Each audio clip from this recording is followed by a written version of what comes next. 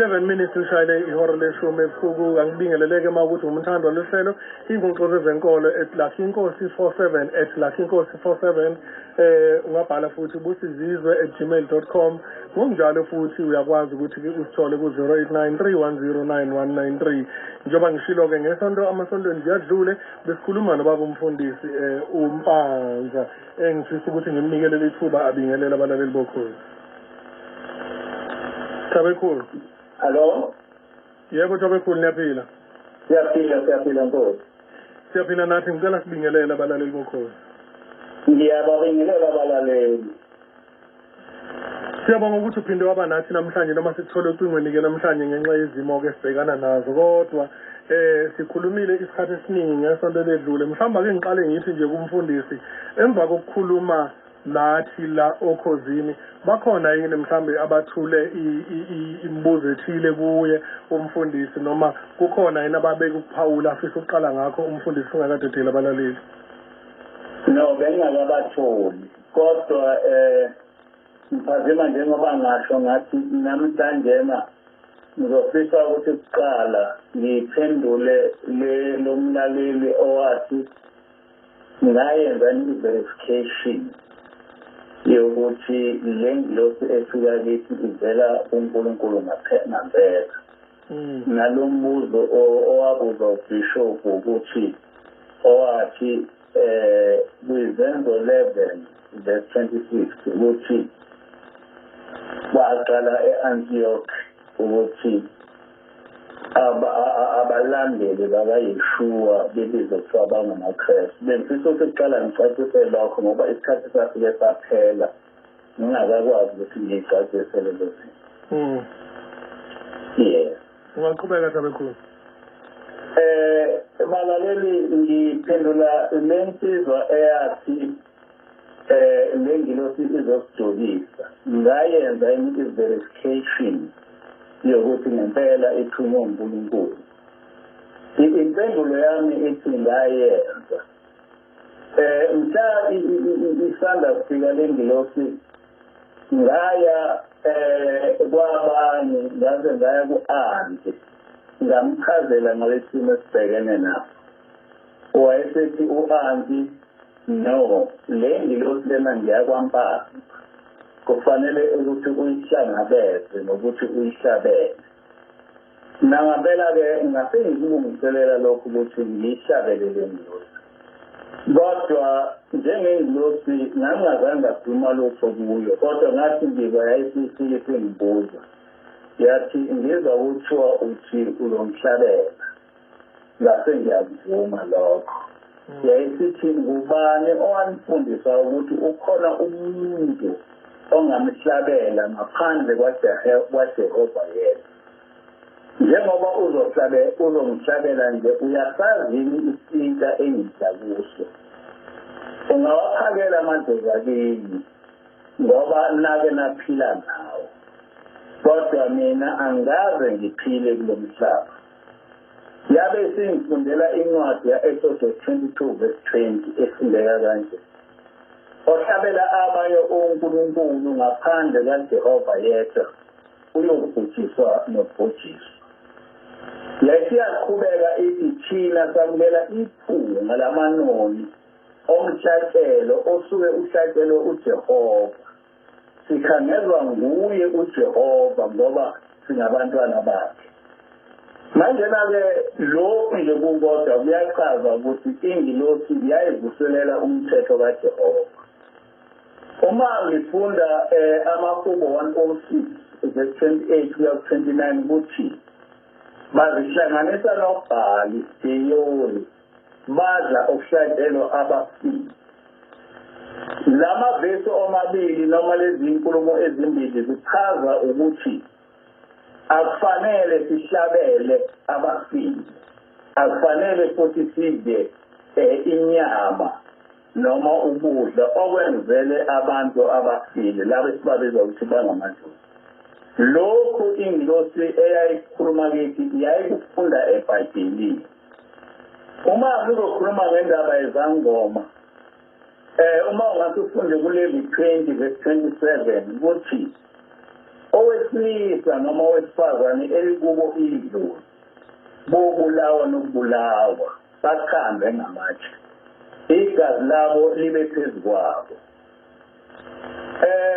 ngeke vele sikwazi ukuthi sibabulale ngoba singaphansi kwahulumeni asikho ngaphansi kwenkolo kaJehova kodwa umthetho kaJehova umele ukuthi izangoma azimukelekile kuNkulunkulu ngakho-ke uma ingilosi ifika isifundisa against izangoma leyo nto isuke iyithatha eBhayibhelini iyithatha kuyinto eshiwo uNkulunkulu uma ngase ngifunde incwadi kaDeuteronomy 18 verse 9 to 13 uthi nxa usufike ezweni uJehova uNkulunkulu wakho akunika lona awuyikufunda ukwenza iziningiso zalelo lizwe makungafunyaniswa kuwe umuntu odabulisa indodana yakhe emlilweni noma umbhuli noma ohlola imihlola noma owenza imilingo noma umlungu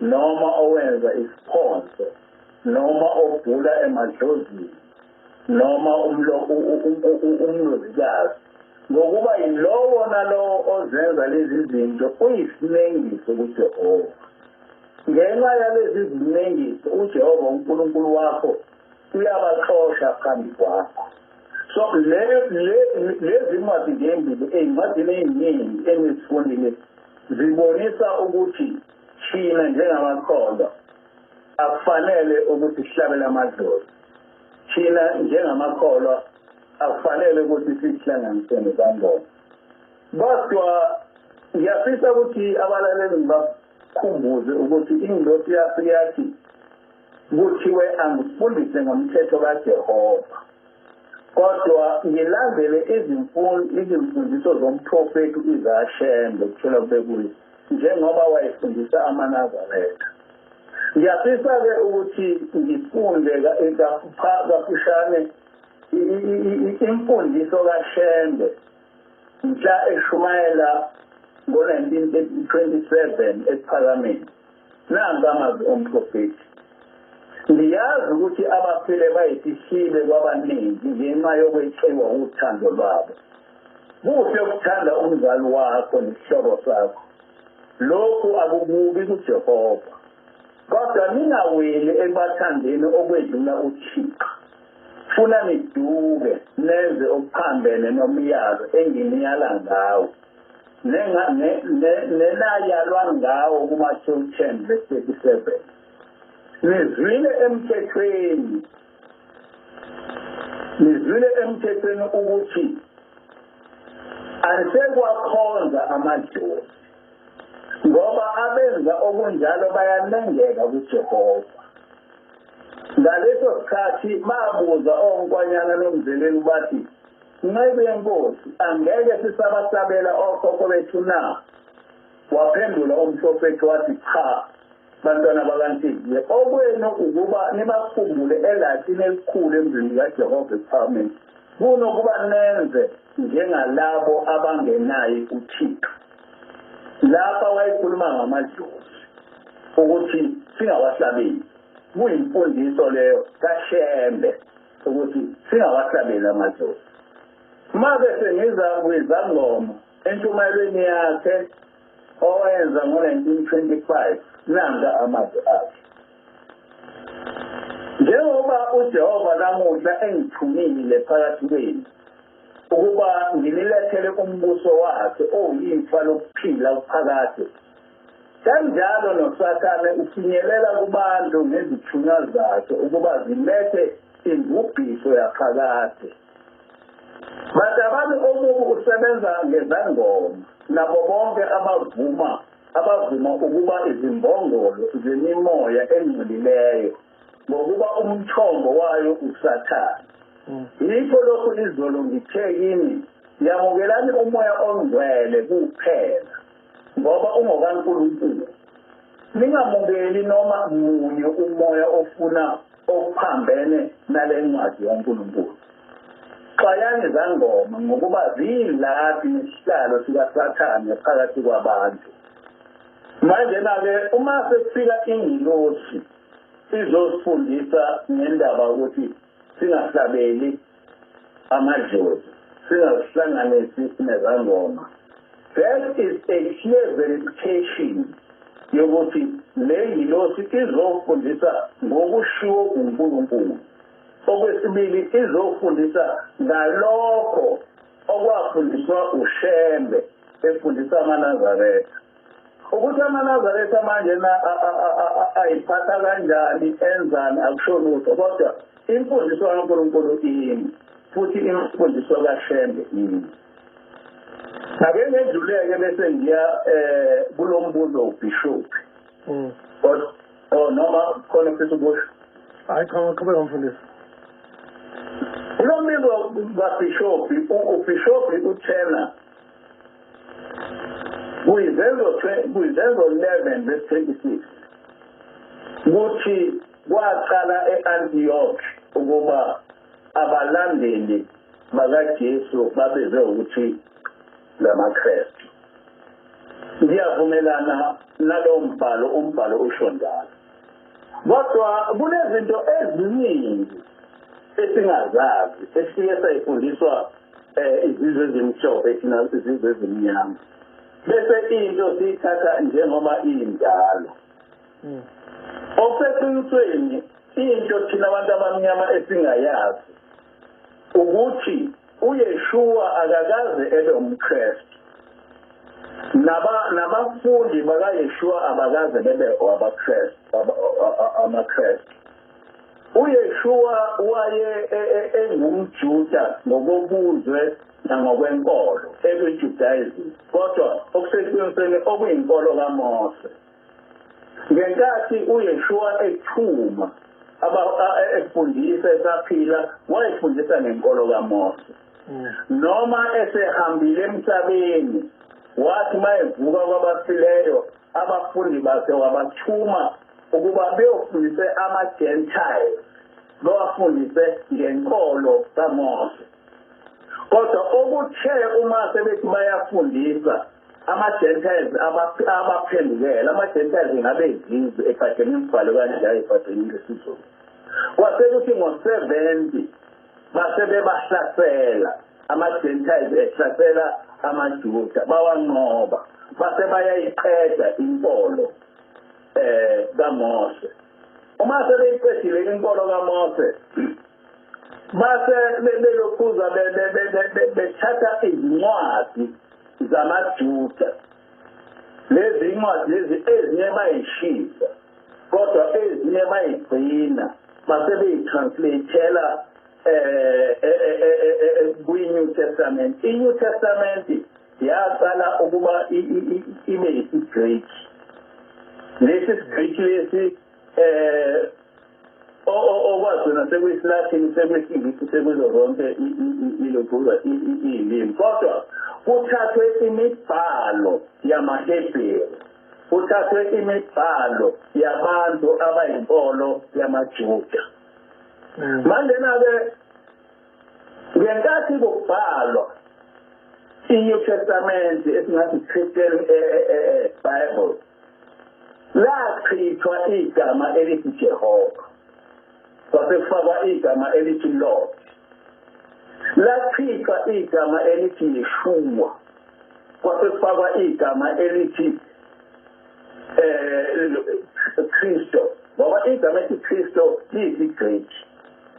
Lachithwa igama elithi Messiah kwasekufakwa igama elithi igama elithi Yeshua kwathiwa Jesus. Lase liyashintshwa igama elithi Messiah kwathiwa Kristo. Lase liyashintshwa igama lamaNazaretha kwasekuthiwa Christian. Ngendlela yokuthi uma ufunda i-Jewish Bible okuyi-original Bible ayikhulumi lento eyikhulumayo kodwa ngisafisa nje ukuthi ngifunde short lokhuza quotation engiyithathe kwi-Jewish Bible ithi The central speaker of the New Testament, Yeshua the Messiah, was a Jew born into a Jewish family in Bethlehem, grew up among Jews in Nazareth, ministered to the Jews in Galilee, and died and rose from the grave in the Jewish capital, Jerusalem. Lokhu bekuthi lo muntu asikhuluma ngaye lapha kweNew Testament okuyeshua owuMessiah wayeyiJuda ezalwe emndenini wamaJuda eBethlehem wakhulela phakathi kwamaJuda eNazareth washumayela kumaJuda eGalile wafa wavukela kumkhulu wamaJuda eJerusalem. The name Yeshua is used in this Bible instead of the Greek translation Jesus, but it is not how he was known to his family, friends, and first century followers. To them, he was Yeshua, a Hebrew name meaning salvation. Again, lapha kuthiwa leli gama uYeshua elisetshenziswe eBhayibhelini lamaJuda la translate ngeGreek kwasithiwa uJesus. Kodwa ukuthi uJesus akulona igama elalaziwa kwifamily yakhe nakuma-friends akhe nakuma-followers akhe. Leli gama lavele laqhamuka nje selilokhuza selikumaGreek. Ngalokho-ke, to answer the question Yezenzo 11 verse 26, uma uthatha i-Jewish Bible, ithi i-Jewish Bible kwakuse-Antioch lapho abafundi bakaYeshua babizwa ngokuthi bangama-Messianic, ama-Messianic, ngoba leli gama elithi Messianic lisetshenziswa ukuthi ngabantu abalandela uMesaya noma lalibukelwa phansi, kodwa leyo nto yayishiwo ngamaJuda. AmaJuda akhuluma isiHebheru noma isi-Aramaic. So amaJuda akasho ukuthi they are Christians. AmaJuda athi they are Messianics ngoba basebechetha kuthiwa bangama-Messianics ngoba balokhuza balandela lo Messiah, ngoba akiwo wonke amaJuda alandela uYeshua, kodwa kwaba khona laba abamlandelayo base laba abangamlandeli bebadona bethi bangama-Messianics. Kodwa lo oyiGreek uma esakha i-Christian Testament akasasho ukuthi bangama-Messianics, usekuthathanisa naleya nkolo yabo ngoba i-New Testament yahlanganiswa ngo-600 AD, kodwa ubuKristu kwasungulwa uConstantine ngo-352 AD. Ngamanye amazwi baqale bapha ubuKristu bathi basebethethile ukuze begide lento abantu begcine bengayazi, basebebhala iNew Testament, basebethatha imibhalo yamaJuda sebenza sengathi imibhalo yabo ayifundeke njengemibhalo yabo. Just to give an example, uma uzofunda incwadi yeZenzo 24 verse 5 kuthi uPawuli waye engumholi wamalokhuzo, wayengumholi wamaNazaretha, noma wayefunda manje ngisiza ukusho njalo nje ukuthi uPawuli wayengumholi wamaNazaretha. Kodwa uyayibuza ukuthi amaNazaretha lawo sekuthiwa uPawuli wayengumholi wayo ayiqhamukaphi, ngoba akukhulunywa ngawo eBhayibhelini ukuthi uPawuli wayengumholi wamaNazaretha, sitshelwa ngamaKrestu. Kodwa okuseqinisweni uPawuli waze wafa engakazi wabona amaKrestu. Lokhu ukuthi uPawuli wavukela amaKrestu akulona iqiniso, ngoba uPawuli akawazi amaKrestu. uPawuli wavumela amaNazaretha ngoba abalandeli bakaYeshua kwakubizwa kuthiwa amaNazaretha. lokho ungakuthola lapha mangifunda incwadi kaShaul ethi the Nazarene betrayed, beaten and begotten, okuyincwadi echaza ngoYeshua nabalandeli bakhe ithi, in fact there was no such thing as a Christian among the Jews at that time. There were the Pharisees, Sadducees and Nazarenes. All of them were Torah observant Jews. Lokho kutholakala kupage 40 ukuthi ngalesa sikhathi sikaYeshua ayikaze bekhona into kuthiwa ama-sects. Amabandla lapha noma ama-sects ayekhona kwakungaba-Sadducees, kungaba-Pharisees bese kuba ama-Nazareth. Uma eqhubeka lo mbhalo uthi many are beginning to realize that the followers of the Messiah were called Nazarenes and were never called by a pagan label Christians. Ngaleyo ndlela uthi abantu abaningi sebeqala ukwazi manje ukuthi abalandeli bakaYeshua bakaze bebe amaKristu kodwa babe ngamaNazaretha. Lokho sikufakaziswa ukuthi uPawuli akuzange kwathiwa kuZenzo 24 verse 5 lo ohluphayo ungumholi wamaKristu kodwa kwathiwa ungumholi wamaNazaretha.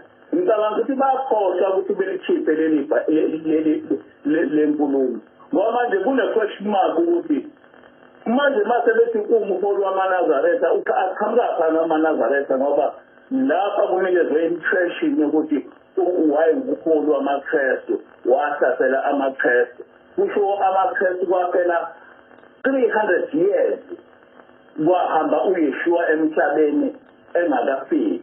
So in short, what I am saying ukuthi leli verse has been deliberately distorted. Kwakungafanele ukuthi esilo muntu lona abalandeli bakaYeshua babizwa kuthiwa amaKristu ngoba uYeshua akawazi amaKristu. Kwafanele ekubeke kahle ukuthi abalandeli bakaYeshua babizwa ama-Messianic ngoba laba uYeshua wayebizwa kuthiwa uMessiah. But to confuse kwashintsha ngiyabona. Mfundisi ake ngene manje. Ngifisa ukuhamba sicathulisane nje kancane ngizobeka isigaba umfundisi aPawuli ukuthi amaKristu awabanga khona ngesikhathi sikaKristu esaphila uJesu. AmaKristu inkolo yawo angifisi ukuthi sikhulume sigxile ngawo kakhulu ngoba awuzele ukuzokhulumela wona kodwa inkolo yobuKristu iqala nini mfundisi? Ayiqali uJesu mayesefile? Iqala vele uJesu, iqala uJesu sewahamba emhlabeni, even abapostoli sebahamba emhlabeni. Okay. Ngoba ukhumbule enkosi ukuthi ngo-70 kwaba ama-Romans ahlasela ilokuza amaJuda babulala ithempeli njengoba kubhaliwe kwizenzo kuMathewu 24. After that bayibulala inkolo yamaJuda bakha imithetho ebulala yonke inkolo yamaJuda. Kwase kufike emva kwalokho-ke sebesungula le nkolo ngo-352 AD kwi-Council of Laodicea. Ngifisa ukuqhubeka mfundisi ngoba isikhathi sethu ngiyathanda ukuthi bangene abalaleli babaningana bakhona nabangisendela imibuzo la.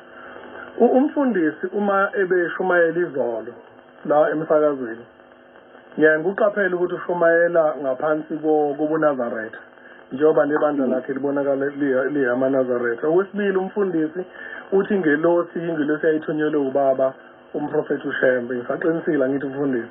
Yes. Ngifisa ukubuza la inkolo yakwaShembe noma ungakhulumeli yona ayindala kunesintu. Kunesintu. Yes. Engakafiki umprofeti uIsaiah Shembe abantu ngathini mhlawumbe ngisebenzisa igama lesilungu loma descendants ukuthi njengoba sekunenkolo yakwaShembe manje kuze kuzophuma nakuleli bandla eliphethe umfundisi engakafiki umprofeti uShembe babekholelwa ukuthina abantu bakithi thina sizwe nje esingamaZulu noma sizwe sesinsundu ngeke ngingazi ukuthi babekholelwa ngizokuthiwa babekholelwa kumvelinqangi kodwa uShembe yena wafike wathi wayakha inkolo yakhe wayakhela phezulu kwenkolo kaMose wabhala phansi lokho ku-verse 3 womthandazo wesabatha ukuthi ibandla lamaNazaretha lakhelwe phezu kwenkolo kaMose. Kodwa-ke I'm not an expert ukuthi abantu babekholelwa kuphi kodwa ngiyazi ukuthi babekholelwa kumvelinqangi. Kukhona obhalile uReginald Mkhize uthi unalembuzo kuba bompanza uthi ngiyayithanda indlela ashumayela ngayo nendlela eyehlukile nefresh achaza ngayo izwi lenkosi. Nansi imibuzo engicela ngisize kuyona engxoxweni abe nawo nawe eshokimi-ke emavikini edlule wathi yena akazi lutho ngensindiso ngakho-ke akukho angakukhuluma ngokusindisa. Kunesihlabelelo samaNazaretha esinamazwi athi sesisindisiwe thina samaNazaretha sonke. Kungani pho wathi akazi lutho ngensindiso kodwa isihlabelelo samaNazaretha sisho ukuthi basindisiwe? Okwesibili kunesinye futhi isihlabelelo samaNazaretha esibiza uJesu noma uYeshua njengomeluleki ongafiyo. Uma umqali wendlela abiza uJesu ngomeluleki ongafiyo kungani bona bethi uJesu sewafa futhi akasaphili? Okwesithathu nokugcina umthetho kaMose uchaza ngokuhlaba kuyilwane for various purposes e-altare likaNkulunkulu okwenziwa abapristi ababegcotshwe uNkulunkulu. Kwathi uJesu esefa esiphambanweni senqo sethempeli sadabuka kabili. Lokho kwakusho kuphela kokuhlaba nokulethwa kweminikelo yegazi e-altare nakubapristi. Umbuzo wami-ke uthi uma bona bengasahlabi bayekiswa yini ngoba thina amaKristu sayekiswa igazi likaJesu? Ngiyabonga Mphazini. Ngoba Mphazima ngomuntu okhohlwayo ungikhumbuze uma kukhona umbuzo engikhohlwayo. Kodwa okokuqala angichaze ukuthi inkolo yobuKristu nenkolo kaMose zinkolo ezahlukene. Inkolo kaMose yaqala ngo-1275 BC. Inkolo yobuKristu yasungulwa ngo-352 AD. Inkolo lezi ezahlukene ezinama-doctrine ehlukene. Enkolweni ngakho-ke inkolo yobuKristu ayikwazi ukuyoshayela noma ukuyo-interpreta inkolo kaMose. Inkolo kaMose kufanele interpretwe ilokuza abalandeli benkolo kaMose. Uma ngifunda ilokuza i-Jewish Bible okuyinkolo kaMose, inkolo kaMose ithi ama-covenant mane.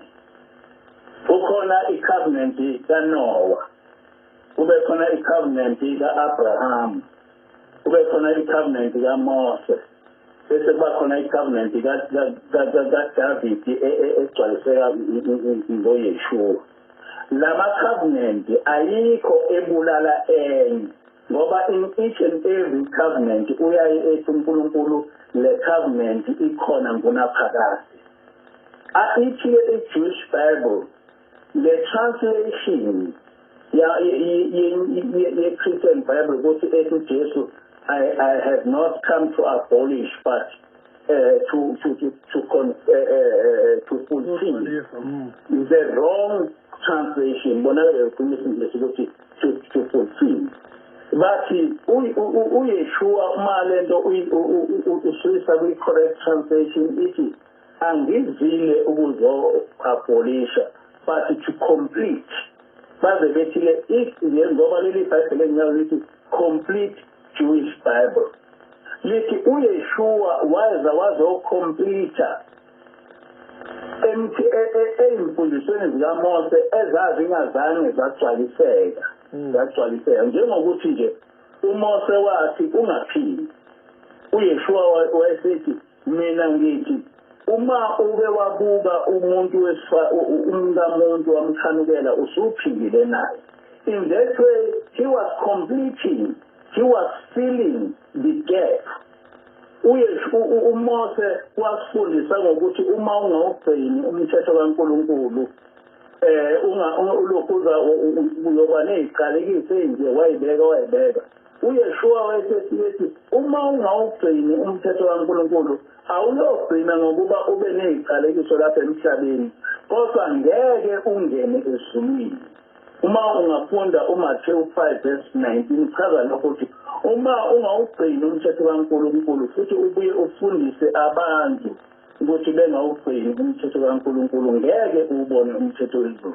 Kodwa ngamanye amazwi akazange wokuphikisa noma wokushephula umoya umthetho kaMose kodwa wawugcwalisa i-completed it ngoba awasikwazi ukuthi i-covenant bese ibulawa ngenye i-covenant ngoba onke ama-covenant athi kuze bephakathi.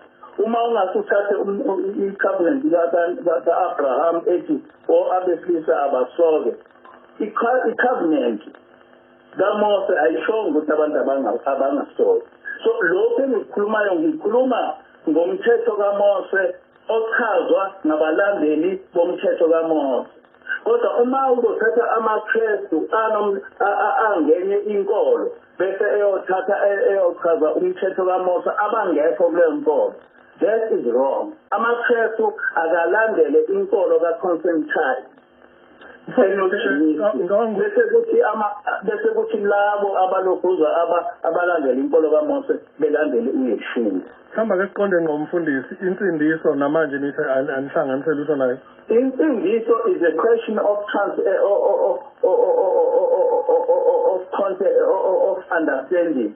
Mina angilazi ukuthi igama elithi insindiso is being used by amaKristu lisho ukuthini. Ngoba awukwazi ukuthi ungathi usindisiwe kodwa at the same time uthi awuphili ngaphansi komthetho. Uma ufunda ihlabelelo sikaShembe sithi sikhuluma ngensindiso esayithola entabeni yaseSinayi. Ngamanye amazwi ngoShembe uthi singcwele thina and ukungcwele kusho ukugcina komthetho. So noma igama lithi insindiso but uShembe wayengenayo insindiso as being interpreted by amaKristu. uShembe ihlangene noKristu. Ayihlangene noKristu kaShembe ukusho yena specifically ukuthi isakhuza elokhuzeni entabeni yaseSinayi. It's about an Old Testament.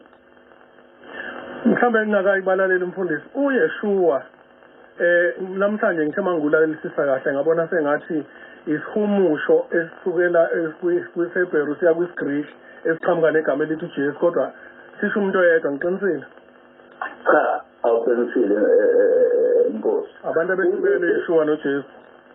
Ya uma ungafunda nje ngathi zichaza kahle ukuthi igama elithi Yesu kwaqale kwaba igama nje elasukela kwiGreek laza kwisiLatin kwase kuthi angisazi ukuthi kwaku-972 AD kwase kwathiwa uIntaliyane angisazi noma kuthiwa uSiza eGeorgia esebizwa ngokuthi uJesus. uJesus akusiyona ilokhuza i-translation kaYeshua. Ngisho ngafunda incwadi eyibhalwe ngamaKristu angama-scholars achaza kahle ukuthi igama elithi Jesus is not an interpretation of Yeshua. And in fact kwangenzeka kanjani lokho ngoba amaJew njengoba ngichazile ekuqaleni ama-Gentiles alichitha igama elithi Yeshua, alichitha igama elithi Jehova, alichitha igama elithi Nazaretha,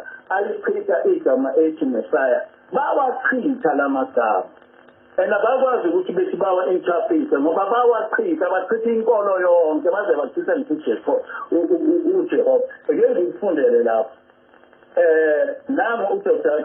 C.J. Foster uthi the Gentiles wanted a savior but not a Jewish one. They looted the Jews. They even looted the Elohim of the Old Testament. Thus a Hellenist savior was prepared. That is page 52.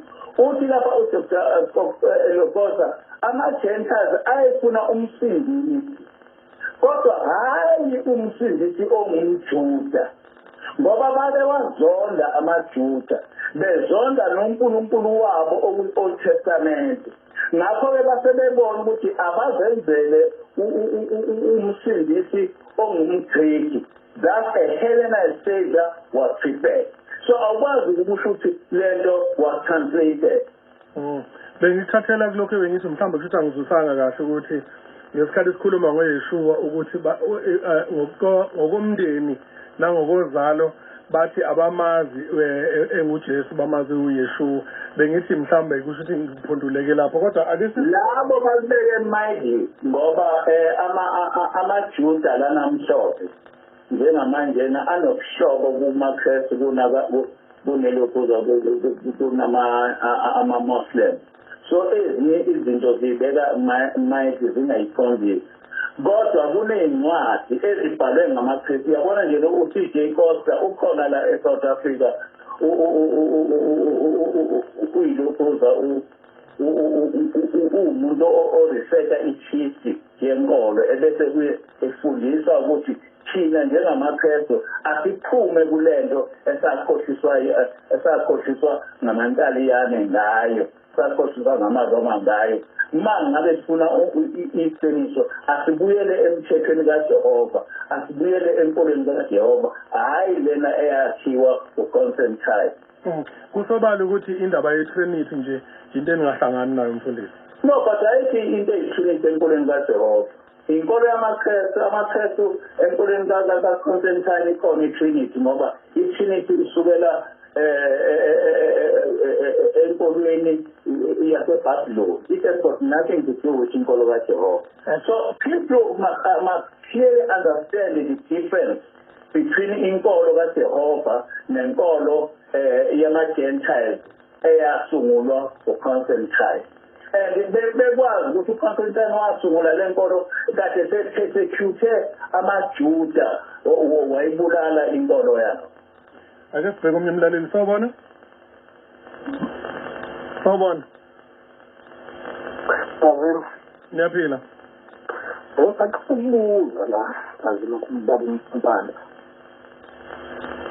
Ababoni kunenselelo enkulu abayiphosela abantu kulento yokuthi abantu bagcine bengaqondi ukuthi uNkulunkulu ngempela usekhona noma into engasekho.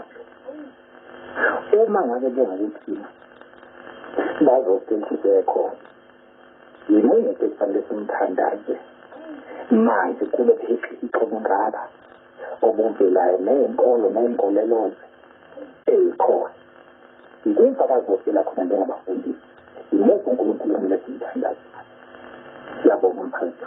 Lungile, siyabonga futhi. Ukhoze. Sawubona. Yebo sawubona. Uyaphila? Ngiyaphila, wena njani? Hayi ngabe usuzwile. Hayi bo ngikhuza umhlola wemphazini. Khuluma nobani? Ukhuluma noZanele oyinazaletha naye. Uyabona ubaba uMpanza indlela ayichaza ngayo umnazaletha. Ngicela ukumtshela angadilwa. Uyixuba nokusindiswa, ayixube nokashembe, kodwa ukashembe ngathi akakwazi kahle. Ngicela mina umuntu ongangichazela kahle ngenkolo yomnazaletha, umuntu ovele ekuphakameni noma ovele ebuhleni. Sesibadala kule nkonzo kodwa indlela achaza ngayo hayi mina ngiyayibonga bandla ngiyayibongela. Mana-ke ntombo ingani nawe uqhamuka khona nje? Hayi uqhamuka yedwa akaqhamuki laphayana usaba ushemba yena ngokwakhe.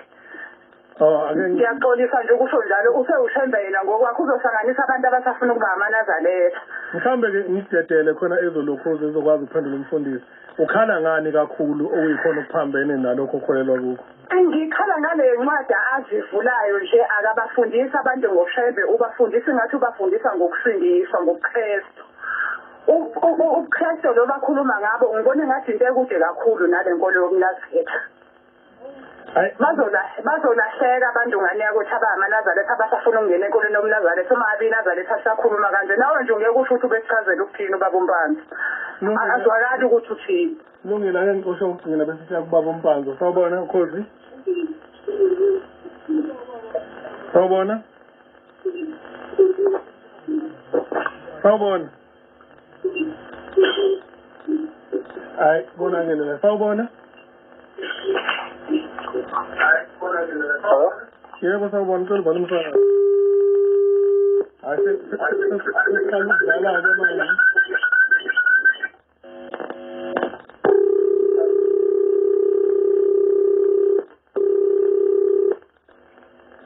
Kulungile Sombothi ngiyamthola omunye sawubona. Kulungile Sombothi ngiyamthola omunye sawubona. Sawubona. Awuyiqedanga lelo uzaba sawubona. Njani baba? Siyaphila unjani? Hayi ngiyabonga baba. Hayi. Ubonga luthuthi la eMlazi. Yebo. Yebo baba. Ngithi baba Nkosi indlela mina ubaba uMbanza engizichaza ngayo ngihlinzwa umlalela ngathi incwadi lezi uyifundisise kahle ngiyamuzwa umama lona ongathi ngecomplain ukuthi akezwa kahle ukuthi baba Nkosi mina ngicabanga ukuthi uma ngibuka nje ngendlela okwenzeka ngayo ngenangenkolo ngiyakholelwa ukuthi nangendlela thina abantu kakhulukazi thina abantu abamnyama esidonsa kanzima ngayo engathi abakhona inkohliso sakhutswa ngayo noma ngabe iBhayibheli lilonke alibanga inkohliso lilonke kodwa kukhona lapho abakhona ukurozwa khona engathi uNkulunkulu thina kakhulukazi abantu abamnyama ngendlela esixakeke ngayo engathi uNkulunkulu akasizwa kahle masikhuluma naye mhlawumbe khona ukuthi asibizi lo uNkulunkulu kufanele ukuzisibiza yena engathi lo lendlela yakho nayizwa ngayo iBhayibheli khona lapho sakhutswa khona ubamfaza uma umbanza ngumuzwa kangcono ukuthi ikhona indlela uNkulunkulu esingakwazi ukukhuluma ngayo nayo umama lo asimniyeke umama ngoba ungashayeli yena umama ngithi ubushayela ukukhuluma nobaba Mpanza. Yebo. Ya asimniyeke ukuze sonke isikhathi ngicela ukuthi sithethe ubaba Mpanza aphendule. Yebo kodwa mina ngiyakholelwa mina Mfundisi umbuzo wokuqala ubuthi noma ke angibakhuthaza abalaleli ukuthi babuze kusuke kushiwo umfundisi ohlelweni ngoba indaba isuke yonakala esithi isikhathi esiningi sikhuluma ngezinto ezingashiwo ngomuntu. Okokuqala nje umfundisi akaphikanga ukuthi uNkulunkulu akamhlukanisanga uNkulunkulu ngokuzwa kwami. Ukhulume ngendlela okukhonza uNkulunkulu kodwa akasho ukuthi uNkulunkulu banini. Umbuzo ke othi imuphi uNkulunkulu okumele akhonzwe ngibona sengathi besingakhona lokho kushiwo kodwa uzophendula umfundisi. Okwesibili umfundisi usisi loshayilo uthuzanele uthi akakholwa ukuthi into eshiwo umfundisi into amaNazaretha avumelana ngayo. Lo ukugcina ke yena cha ubencoma nje ukuthi umfundisi umuzwa kahle yena. Angitethele umfundisi. Wena okokuqala lo okhuluma ngamaNazaretha une-sweeping statement. Manje i-sweeping statement awukwazi ukusiphendula ngoba uma umuntu evele ekusola kodwa engaphuthi engabeki iphupho uyabona nje manje uthi ngisindisiwe namaKrestu inkinga yakhe ukuthi akakaze kufunde nokuthi ukusindiswa yini. Mina into uma ngiza lapha ngikhuluma ngento engisuke ngiyifunde kahle nezisabelelo zamaNazaretha ngizifunde from A to Z nelokhuza neBhayibheli ngifunde A to Z njengamanje ngifunda i-Jewish Bible ngichaze kahle ngachaza from the time ngiphuma ebuhleni ukuthi ingilosi yathi uthi ubaba ilanga kangifundise ngenkolo kaJehova ngifundise ngemithetho kaJehova kodwa lokho ngikuthathele ezimfundisweni zomprofeti u-Isaiah Shembe efundisa amaNazaretha njengamanje nangikhothe imfundiso zelukhuza zikaJehova ngase ngisekela ngezimfundiso zomprofeti ngichazile ukuthi yes likhona igama elithi ukusindisa ebandleni lamaNazaretha kodwa uShembe wayengakhulumi ngokusindiswa lokhu kwama okukhulunywa ngamaKrestu wayekhuluma ngokusindiswa okusho ubungcwele ngoba washo specifically wathi siphuze entabeni yaseSinayi elivele even kumthetho yesabatha kubhalwe kanjalo ukuthi siyogcina umthetho kaMose. Uma umthetho kaMose uhlangana nokunye okufundiswa ngamaKrestu uhlangana nokunye okufundiswa abasindisiwe, that is all right. but hayi ukuthi uma ngabe lapho amaKristu eqonde khona sekufanele mina ngithi mina hayi uShembe uthi kodwa ubefundisa khona okufanele. Angikwazi futhi ukuthi amaNazaretha ngamaNazaretha bese kufanele ehlukane namaKristu even kwe ehlangana. Njengamanje nje siney'nkolo ey'ntathu, ngikhuluma ngamaNazaretha, ngikhuluma ngamaKristu, ngikhuluma ngamaJuda. Kukhona lapho amaJuda ahlangana khona namaNazaretha, kukhona lapho amaJuda ahlangana khona namaKristu, kukhona lapho esihlangana khona nama-Muslims. Njengoba ngikhona njena angifundi namaJuda akafundi, kodwa kusho ukuthi sengiyiJuda. Ama-Muslims amaningi ngokomthetho we-Islam akafundi, kodwa ngeke kusho ukuthi uma ngingafundi sengiyi-Muslim, uma ngingafundi sengiyiJuda. Ngimthamba ukuthi unkosazana lebishayile ihluleka ukuthola kahle umehluko ekuthenini uma kuneyimfundiso zika babuShembe bese kuba khona ibandla likaMfundisi ukuthi umehluko phakathi kwezimfundiso zika babuShembe nezebandla eliholwa ngumfundisi manje ukhona yini uma ukhona ukuphi mhlawumbe iyona ndlela esingamphendula ngayo engcono. Ngichaze kahle ngathi ingilosi yafike yathi ubaba ilanga uthena angifundise ngezimfundiso zikaJehova. Kodwa ngithathele ukuthi ubaba omkhulu wayefundisa kanjani to support izimfundiso zikaJehova. Mina ingilosi ifike yathi angifundise ngezimfundiso zikaJehova. So anginazo izimfundiso zebandla, ney'mfundiso zikaJehova as instructed or requested by ubaba ilanga njengoba kwafike kwasho ingilosi. So leli bandla is about iy'mfundiso zikaJehova. Abafithayo ey'mfundisweni zikaJehova whether bangamaNazaretha noma bangamaKristu noma bangama-Muslims noma bangamaJuda, it's all right. Ake sibone khona mina simtholayo sawubona. Yebo mphazelo. Yebo niyaphila. Yebo mphazelo. Uyaphila baba. Siyaphila njani?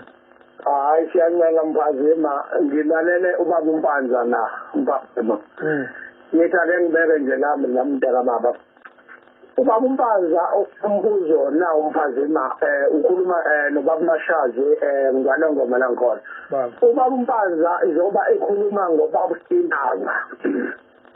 Aphinde athi imfundiso wayefundiswa ubaba Ilanga.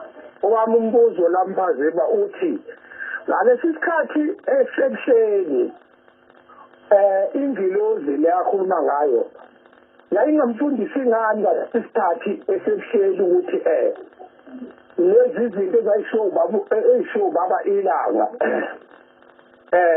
tshena umkhophi lo khona ngalesi sikhathi ukuthi ingilozi lena ithi yini ubaba uMpanza ethi mayisephumile bayisethi ingilozi yayimfundisa ingilozi kababa Ilanga ithangenze kanje wayengenzi ngani ngalesi sikhathi kusekhona umprofethi naye esebusheni atshela umprofethi okhona lapho ukuthi cha ubaba ufikile lapho ingilozi kababa yabeka umbono kanjena yathi kanje wayengamtsheli ngani umprofethi obekhona njengoba eseziyaqala nje bomfundisi uMpanza esethi yena uthunyiwe uthathe imfundisweni zikababa Ilanga kodwa manje kungalikhathi esengaphansi kwalapha ebusheni wayengakwazi ukukhuluma wayengakhuluma ngani ngaleso sikhathi esesebusheni baMpanza ukuthi umprofethi ingilozi ifikile baba umprofethi yabeka kanje kungani ingilozi ifike kuMpanza yedwa isizokhuluma kuMpanza ngalesikhathi esebusheni ingilozi yangakwazi ukukhuluma noMpanza.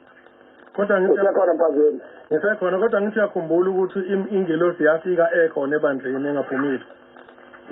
Kancane-ke bakumphazima kungani-ke kwayengamazisanga ubaba uThimo noma ubaba inyanga yezulu ukuthi baba njengoba mina ngiphansi kwaleli bandla lakho nansi ingilozi sithikile kumina yathi yakhuluma kanje kungani sezokhuluma yena esephumile ebusheni ethi uboniswe ingilozi yamtshena kanje ukuthi akazothatha imfundiso zikababa ilanga athi amenze kanje kungani akakushongo esesebusheni njengoba esekhuluma esengasekho ebusheni uzwakala kahle baba ngicela simnikeze ithuba Yabona usekhuluma ngobaba inyanga yezulu ngikubeke kahle ukuthi kwaku-2007 mhla kufika ingilosi ngibe nengilosi ngisebuhleni nangenkathi ngiphuma ebuhleni ngachaza ngizange ngavele ngakhe ilokuza ibandla ngisho ubaba uThimbo wakwazi lokho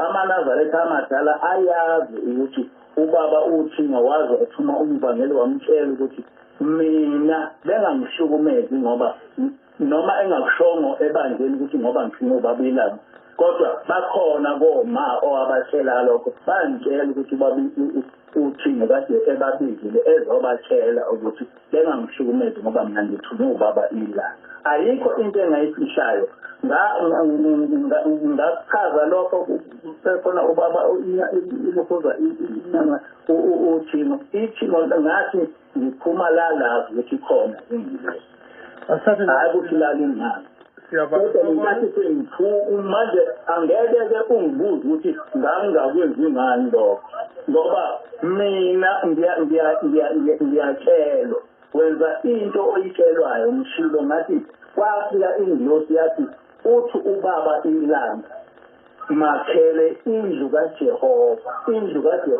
yibandla ngase ngithi mina ngikhulumile ngihambe ngiyotshela inyanga yezikathi ungayishuki ngalokho ngoba ubaba uzomtshela ngoba ukhishwe ulethe and indeed ubaba wamtshela manje na uma uthi ngangakwenzi ngani lokhu but everything was not from me but ngachaza ukuthi wachaza impela mfundisi lokho kushoyo nje manje ngiyakukhumbula ukuthi waqala kanjalo ake ngihlale sengitshontshela lokugcina sawubona sawubona yebo ngicela sisheshe isikhathi esesiphelile ngicela ukubuza ukuthi ngoba wathi ubaba Mpanza uvule ibandla likaNkulunkulu ekuqaleni wayesethi futhi manje ingilosi imtshela ukuthi avule ibandla likaJehova kaNkulunkulu noJehova kuhlukene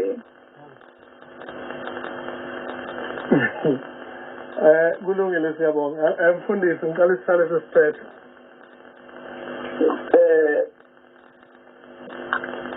angazi noma khona nabanye okunye abalaleli abafuna ukuthi ngibachazele khona ngoba ngizochaza noma yibuphi abakubuzayo ngoba yonke into ngiyayichaza njengoba ngiyazi mangayazi ngiyosho ukuthi angiyazi kukhona mfundisi kodwa ngenxa yesikhathi ngiyabanqamula abanye bangibhalele la ngitshela ukuthi sizoqhubeka ngesonto elizayo neminye futhi imibuzo nento eyifuna ukucacisa asale sesiphetha umlaleli ubuza ukuthi uJehova noNkulunkulu kanti le angazi kukhona bonke abantu bangoNkulunkulu kodwa kukhona uNkulunkulu owumdali wezulu nomhlaba ogama lakhe nguJehova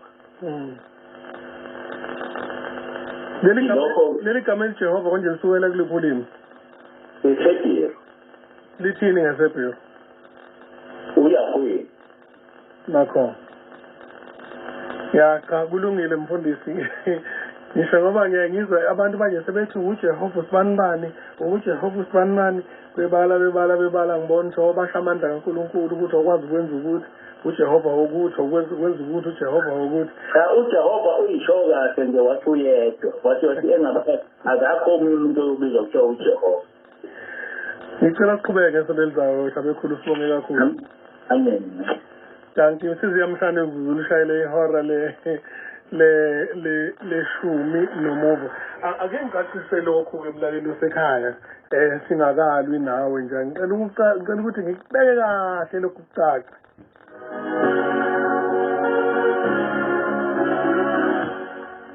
njengoba nje ngila emsakazweni ngenza lolu hlelo engilwenzayo angimele enkolo noma ngabe nginayo inkolo engikholelwa kuyo kodwa angimele enkolo ngiyazi ukuthi bakhona abanemicabango yokuthi mhlambe kakhulukazi amaKristu acabanga ukuthi kuzovele kuzenzekele nje ukuthi umuntu uma ekhuluma ngenkolo yabo bese beyavikeleka akuzukwenzeka ngiyajabula kakhulu labantu abangamaKristu abathi hayi uma umuntu ekhuluma ngenkolo yobuKristu ukhuluma ngathi bese beyangena abaphawuli inhloso yalo hlelo yileyo uma ningamaKristu nithukuthela noma niphatheke kabi nibone sengathi akukhulumeki kahle ngani kodwa bese niyathula angikholwa nani ukuthi ngokobizo lwenu nibizelwe kulokho sikhuthaza lapha ukuthi basithi ingxoxo zezenkolo ukuthi abantu abaveze ukuthi hayi mawusukhuluma kanje ke ngathi cha thina siyaphika thina sinje ngoba iBhayibheli lithi ngakho ke ngiyafisa ukusho ukuthi noma yipi inkolo noma ngabe inkolo yamadlozi noma ngabe inkolo yesiZulu yesintu